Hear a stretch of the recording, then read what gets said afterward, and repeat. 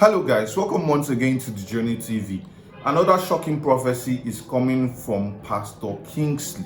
According to Pastor Kingsley, he said the Lord has shown him what would happen in the federal government during this period of we fighting for the mandate that was stolen. According to this prophet, he is saying that the government would be divided.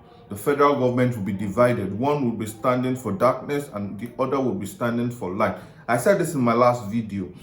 There is no way, there's no place in the world where it is not done. Some people will always stand for light and the others will stand for darkness. But at this point, Nigeria must grow. It is time for a change in Nigeria. We have tried.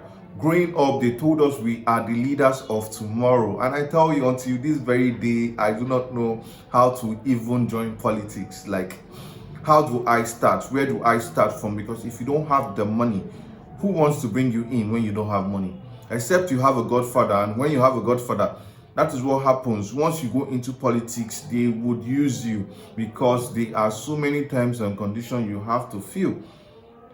Imagine they pump like 100 million into your account and you feel when you get into office, you're not going to repay back that money. So how do you pay back that money? How much is your salary? That is when you start awarding contracts and the rest. But let me bounce onto what he has to say. According to him, he said there will be a synergy between the elders and the youths. Before I go on, let me allow you hear him talk. First prophecy. The first prophecy, like I said, are the events that you are expected to see or will occur in the federal government. The Lord said to me that in the federal government, as this matter goes on, there will be friction in the system. The Lord said that the federal government will divide. You cannot cover the truth. The truth is that a mandate was stolen from a man that God has ordained to take this nation into the new Nigeria. The mandate of P2B was stolen, and this mandate will be given back to him. Obedient, like I said, as at last year, obedient is a movement from heaven. Buhari is going to be an agent of peace.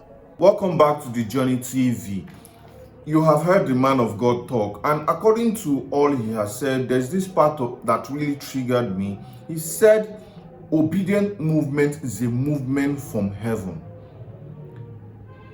Just imagine, the movement is a movement from heaven. Yes, why won't it be a movement from heaven? Because we have tried as young youths.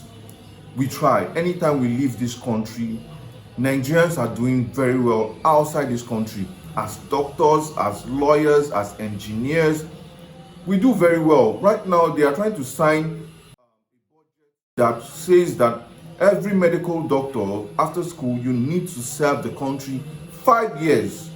5 years before you can leave the country. That means you have to serve Nigeria for 5 years before you can leave this country. Is that really fair? They have been sitting down on that chair and none of them has actually brought out a budget to say no minister, no governor, no president should go outside Nigeria for medical treatment. Look at our hospitals. If you go to the private hospitals, that's when sometimes you have hope. You see, but go to the public sector, general hospitals, you get there, you are bleeding, it takes hours for them to attend to you. These doctors are overworked out, they are underpaid, and now you want them to stay in Nigeria, work for 5 years before leaving the country, and they are all proud about it like they are doing something good. That is a government that is very, very selfish, I must say.